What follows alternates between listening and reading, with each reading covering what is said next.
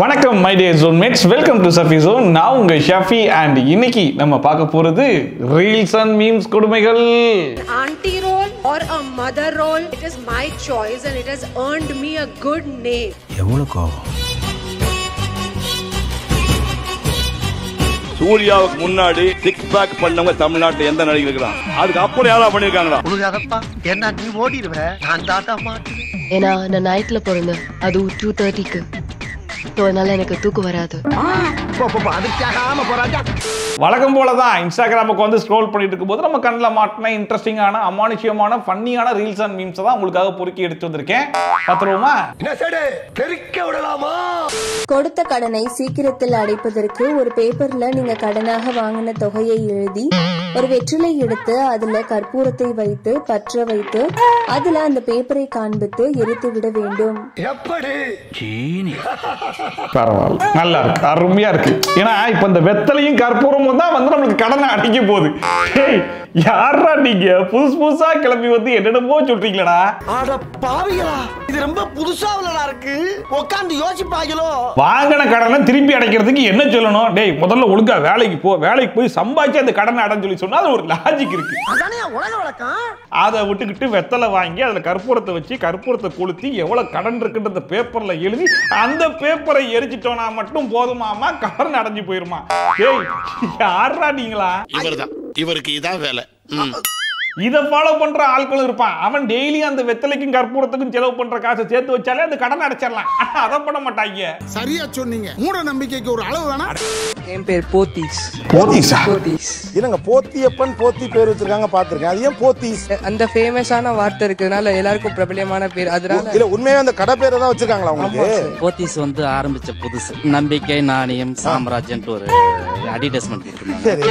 அதனால நம்ம பையன் அந்த மாதிரி இருக்கணும். நம்பிக்கை, நாணயம், சாம்ராஜ்யம் தான் வருது. பீப்புள்ஸ் போத்தீஸ், இது மக்களின் போத்தீஸ். நல்லா இருக்கு, நல்லா இருக்கு. அவர் துணி கடைக்கு போத்தீஸ்னு பேர் வச்சு எங்க கடைக்கு வந்தீங்கன்னா நம்பிக்கை, நாணயம், சாம்ராஜ்யம் அப்படின்ற மாதிரி சொன்னா போத்தீஸ்க்கு அர்த்தமே அதுதான் நினைச்சு பிள்ளைக்கு பேரா வச்சிருக்காப்புல.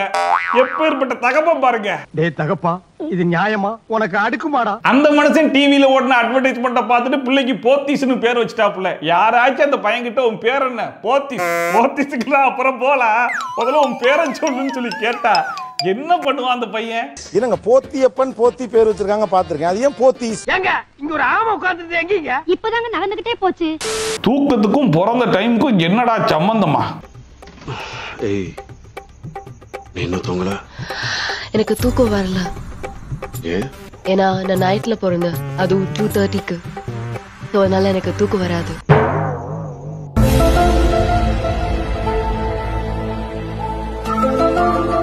நான் நைட்ல பிறந்தேன், அது 2:30க்கு. அதனால எனக்கு தூக்கம் வராது. என்னடா டைலாக் இது? யார் எழுதி கொடுத்தாட்டா இப்படி பேசிட்டு இருக்கான்ற மாதிரி. நைட்ல 2:30க்கு பிறந்ததுனால நைட்ல தூக்கம் வராதான். என்னடா லாஜிக் இது? நான் நைட்ல பிறந்தேன், அது 2:30க்கு. அதனால எனக்கு தூக்கம் வராது. டேய், என்னடா டயலாக் இது? எவன் எழுதி கொடுத்தானே அது இப்படி பேசிட்டு போறான்? நைட்ல பிறந்தா தூக்கம் வராதா? அப்ப காலையில பிறந்தா பாத்ரூம் வராதா? என்னடா சம்பந்தம் இல்லாம பேசிட்டு இருக்கீங்களா? உங்களுக்கு என்னடா ஆச்சு? ஏன்டா உங்க புத்தியெல்லாம் அப்படி போய்கிட்டு இருக்கு?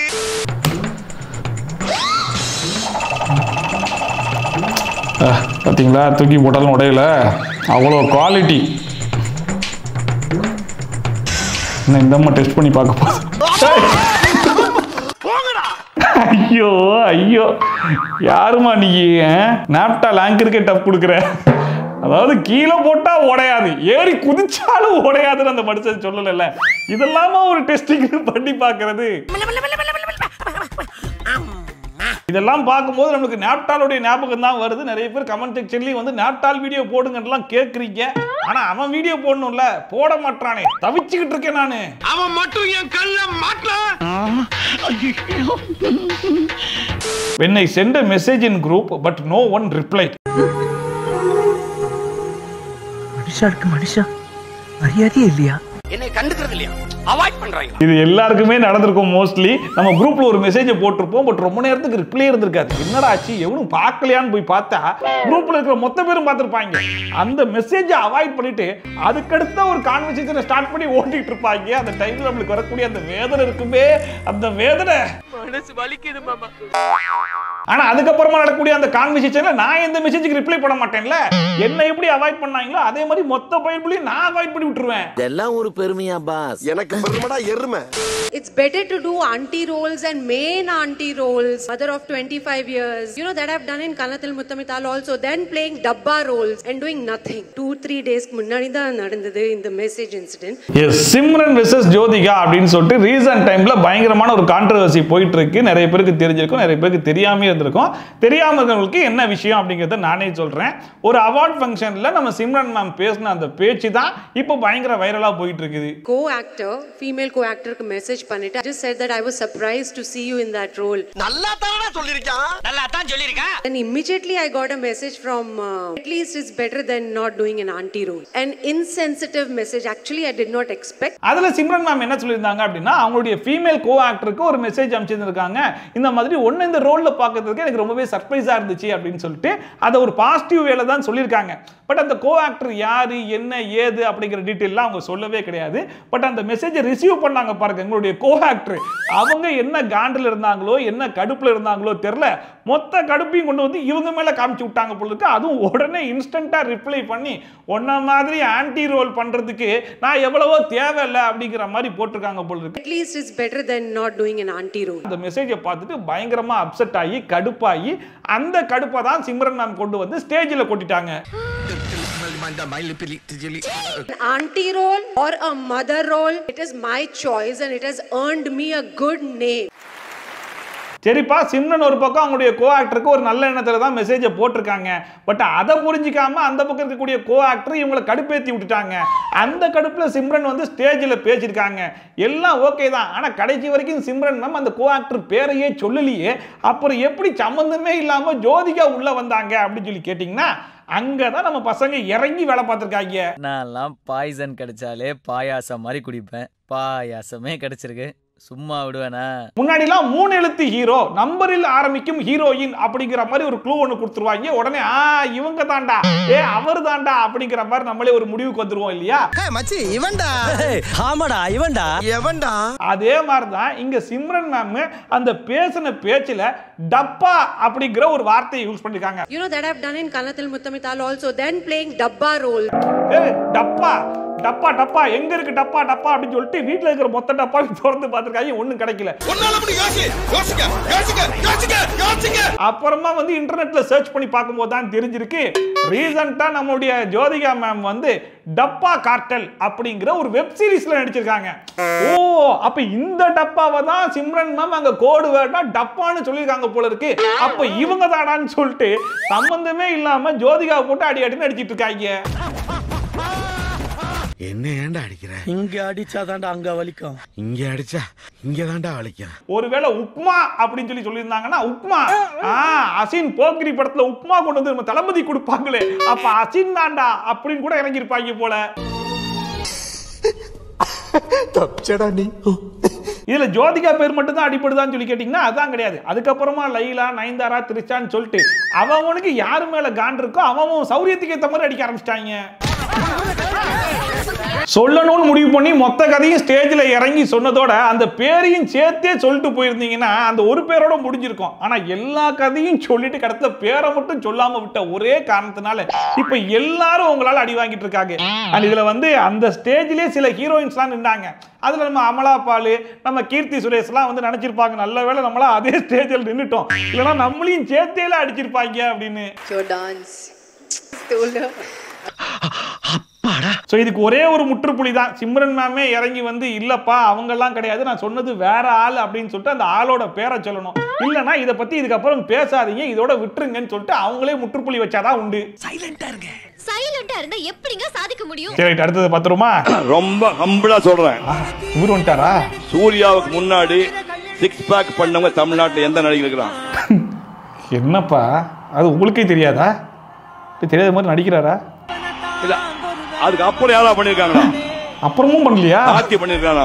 சார் சிக்ஸ் பேக்னு ஒன்று இருக்குன்றதே எனக்கு அவரை பார்த்து தான் சார் தெரியும். சிக்ஸ் பேக்குன்னு ஒன்று இருக்குன்றது அவரை பார்த்து தெரியுங்கிறத கூட ஓரளவுக்கு அக்செப்ட் பண்ணிக்கலாம். ஆனால் சூர்யாவுக்கு முன்னாடியும் சரி சூர்யாவுக்கு பின்னாடியும் சரி யாருமே சிக்ஸ் பேக் வைக்கல அப்படின்னா அப்ப தமிழ் சினிமாவில் யாருமே சிக்ஸ் பேக் வைக்கலையா? அதர்வா, தனுஷ், தளபதி எத்தனை பேர்ப்பா சொல்லிக்கிட்டே போலாமே. சூர்யாவுக்கு முன்னாடி சிக்ஸ் பேக் பண்ணவங்க தமிழ்நாட்டுல எந்த நடிகர் இருக்கிறான்? அதுக்கு அப்புறம் யாரா பண்ணிருக்காங்களா? உழுகாதப்பா என்ன நீ ஓடிடுவ நான் தாட்டா மாட்டுவேன். அதான் சொல்லுவாங்கல்ல, எனக்கு சூனியம் வைக்கிறதுக்கு வெளியிருந்தெல்லாம் ஆட்கள் வர தேவையில்லை, சொந்த குடும்பத்திலே இருக்காங்க அப்படின்னு சொல்லிட்டு அந்த மாதிரி சூர்யா அமைதியா இருந்தாலும் அவங்க அப்பா நான் பார்த்துக்கிறேன், உனக்கு என்ன சிறப்பா செய்யணுமோ அதெல்லாம் நான் என் சார்பா செஞ்சு விட்டுறேன் அப்படின்னு சொல்லி பேசிக்கிட்டு இருக்காரு. குறவழி வரைக்கும் சோத்த போட்டு வண்டியில ஏத்திட்டு வந்ததுக்கு உன்னால என்ன பண்ண முடியுமோ அதை பண்ணிட்டேன். கிட்டத்தட்ட எப்படின்னா நம்ம சங்கருக்கு அவர் பொண்ணு பண்ணுவாங்க பாருங்க, அந்த மாதிரி. உன்னை பெத்தெடுக்குவா திருப்பதிக்கு மேலேயும் கீழே ஏறி இறங்கணும். எதிரிக்கு கூட இந்த நிலைமை வரக்கூடாதுடா. பின்னாடி அவன் ஃப்ரெண்ட்ஸ் எல்லாம் நல்லா காப்பி அடிச்சிட்டு இருக்காங்க, அதெல்லாம் அவர் கண்ணுக்கு தெரியல. இவருடைய முழு போக்கஸ் இந்த பையன் தான். என்ன பார்த்தாலும் விட மாட்டேன். இதெல்லாம் எதுக்காகன்னு நினைக்கிறீங்க? அடுத்த நாள் காலையில அந்த பையன் அவர்கிட்ட டியூஷன் சேரணும். டியூஷன் சேர்த்துட்டாருன்னா இவனும் அவன் ஃப்ரெண்ட்ஸ் இருக்கான் பாருங்க, அவனை மாதிரி காப்பி அடிச்சுக்கலாம். அதுக்கப்புறமா இவருடைய பார்வை அடுத்த பையன்கிட்ட போய் நின்றோம். இப்படியே பார்த்துட்டு இருப்பார்ல, சார் நாளை காலை நானும் டியூஷனுக்கு வந்துடுறேன் சார், அப்போ ஓகே. இதெல்லாம் நாங்க எத்தனை புரிஞ்சவங்க புரிஞ்சுக்கங்க, புரியாதவங்க புரிஞ்சவங்க கேட்டு தெரிஞ்சுக்கங்க. பட் இதெல்லாம் நாங்க ஸ்கூல் படிக்கிற காலத்துல இந்த மாதிரிலாம் நடந்துட்டு இருந்துச்சு. பட் ஸ்டில் இப்பயும் இந்த மாதிரிலாம் நடக்குதா அப்படிங்கிறத இப்ப ஸ்கூல் படிக்கிற பசங்க யாராச்சும் இருந்தீங்கன்னா கமெண்ட் செக்ஷன்ல போட்டு விடுங்க. இது நேத்து இன்னைக்கு இல்ல, காலங்காலமா தொண்டு தொட்டு நடக்கக்கூடிய ஒரு சம்பவம். மச்சான் ரீல்ஸ் அனுப்பாதடா. வேற எது வேணா சொல்லுங்க நான் செய்யறேன். மேல இருந்து குதின்னு சொல்லுங்க குதிக்கிறேன், கைய வெட்டிக்கன்னு சொல்லுங்க வெட்டிக்கிறேன். ஆனா இது மட்டும் வேண்டாங்க, ஏன்னா அது அவனுக்கு நோய். என்னடா காப்பாத்த பாக்குறியா? காலையில மதியானம் நைட்டு 3 வேளை எப்படி சாப்பிட்றானோ அந்த மாதிரி ஒவ்வொரு வேலைக்கும் எனக்கு ஒரு 10-15 ரீல்ஸ் ஆச்சு அனுப்பிச்சு விட்டுறணும். அனுப்பிச்சு என்ன டார்ச்சர் பண்ணிடணும். நான் அந்த ரீல்ஸ் எல்லாத்துக்கும் ரியாக்டும் பண்ணிடணும். பண்ணலைன்னா அதையும் விட மாட்டான் அவன். அண்ட் இது வந்து சாதாரண நோய் கிடையாதுங்க, இது ஒரு தொத்து நோய். எப்படி அவன் வந்து எனக்கு ஒரு 30 ரீல்ஸ் அனுப்பிச்சு ரியாக்ட் பண்ணணும்னு நினைக்கிறானோ அதே மாதிரி இப்ப நான் அவனுக்கு அனுப்ப ஆரம்பிச்சிட்டேன். அவனுக்கு மட்டும் இல்ல, சுத்தி இருக்கிற எல்லாருக்கும் அனுப்ப ஆரம்பிச்சுட்டேன். சோ இப்ப அந்த நோய் எனக்கும் வந்துருச்சு. ஆமாண்ணே, என்னண்ணே பண்ண தெரியும்? நோய்னே, தொத்து நோய்னே. After hair cut me to barber அண்ணா. பிளான் இல்ல சார். சார் என் பிளான் இதுல இருக்கிற எதுவுமே அதுல இல்ல சார். என் பிளான் எனக்கு தெரியும் சார். மெஷர்மென்ட் எல்லாமே தப்பா இருக்கு சார். சார் இவ்வளவு பணம் சார், ஏதோ தப்பு நடந்துருக்கு சார். அத்திட்டாங்களே ஓபன் தி ஐஸ். ஐயோ என்னடா இப்படி பண்ணிட்ட? இது ஒவ்வொரு வாட்டி முடிவெட்ட போகும்போதும் நடக்கும். நம்ம இப்ப லாஸ்ட் டைம் நான் போகும்போதெல்லாம் ஈவனா கட் பண்ணி விட்டுருந்தேன். எல்லாம் தெரிஞ்ச மாதிரி ஓகேண்ணா 2 பக்கம் வலிச்சு எடுத்து விட்டான். டேய் நான் மொத்தமா ஈவனா கொஞ்சம் கூட கட் பண்ணி விடுறான்னு சொல்லி சொன்னா என்னடா பண்ணி வச்சிருக்க அப்படிங்கிற மாதிரி. ஒரு தடவை கூட நான் சொன்னதை அவன் கேட்டுட்டான் அப்படிங்கிறது சரித்திரத்திலே கிடையாதுங்க. ஏன்டா அழுகுற? சம்மர் கட்டு சூப்பரா, ஏன்டா மூணு மறைச்சிட்டு போறான், நல்லா தெரியுதா விட்டு போறா. இந்தியன் ஆட்டோ டிரைவர் சீட்டு.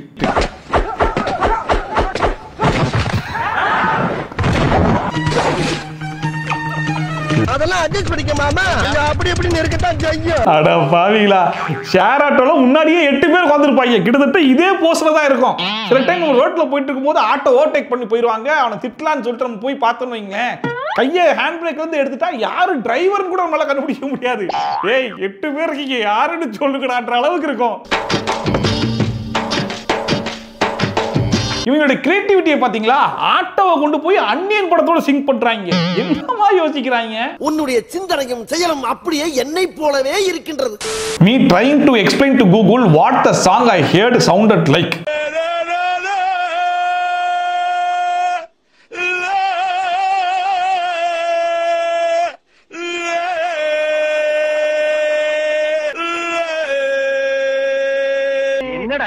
அதாவது நம்மளுக்கு ஒரு பாட்டு மைண்ட்ல இருக்கும், ஆனா அது என்ன பாட்டுன்னு மறந்துடும், லிரிக்ஸ் மறந்து போயிடும், மியூசிக் மட்டும் தான் ஞாபகம் இருக்கும். அந்த மியூசிக்கை போட்டு நம்ம கண்டுபிடிக்கலான்னு பாடும் போது கிட்டத்தட்ட இதே மாதிரி தான் வரும். பக்காவா மேட்ச் பண்ணிருக்காங்க. Kids when it's time to eat. Hi sir. Phone. Okay.